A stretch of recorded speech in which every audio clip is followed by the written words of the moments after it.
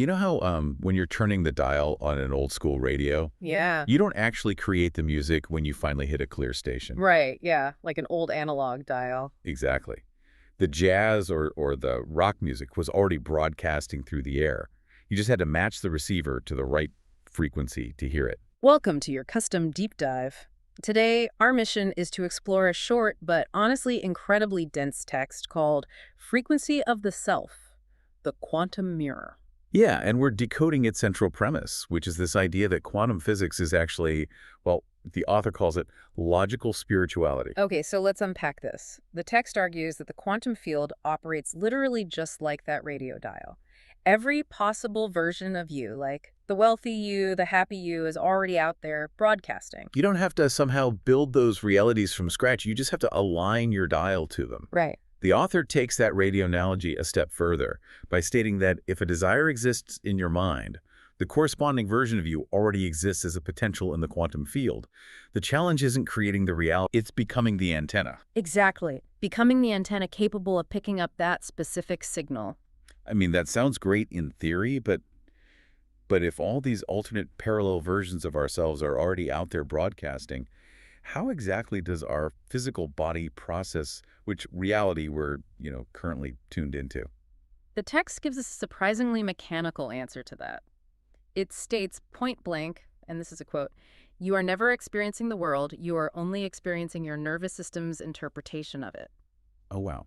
Which I guess explains why two people can go through the exact same event, say like a terrifyingly bumpy flight. Yeah, or a really tense meeting at work. Right. And they walk away with completely different realities.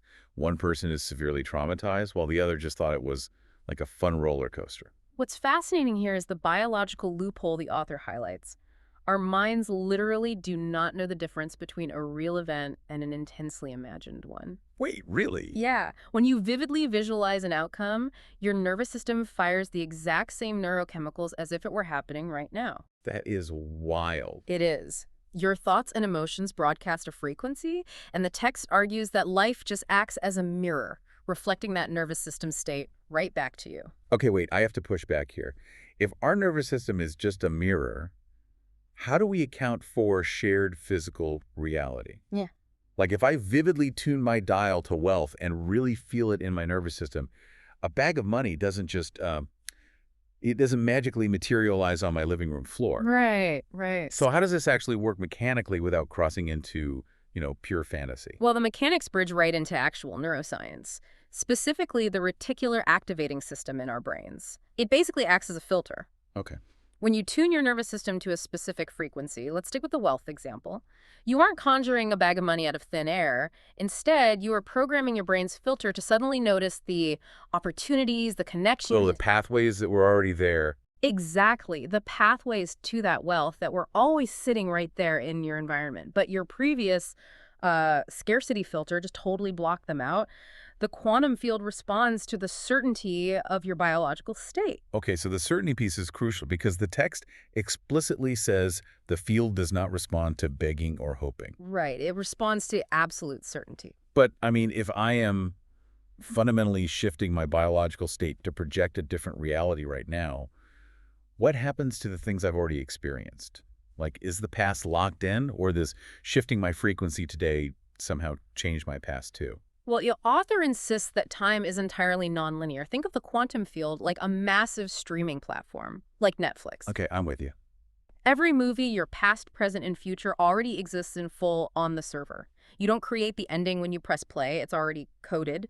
So when you visualize a future with absolute certainty, you are essentially telling your body that the ending is already guaranteed. You're acting like someone who has already seen the end of the movie. Exactly. You pull the physical posture and the emotional state of that future directly into your present moment. And since everything is on that server, Right, because all points in time are accessible right now, the text claims we can theoretically recode our past. recode it. How? Since we only ever experience our nervous system's interpretation of an event, going back and changing the emotional resonance of a past memory literally changes your current biological state. Oh, so you removed the trigger. You got it.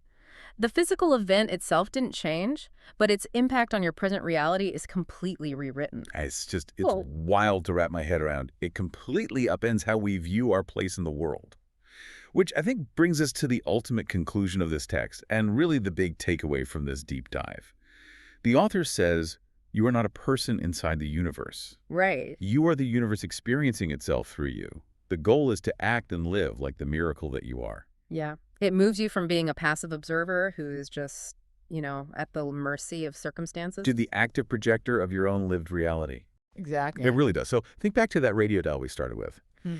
If every possible version of your life already exists in the quantum field, and your reality is just a mirror of your thought— wait, let me rephrase that. Your reality is just a mirror of your nervous system.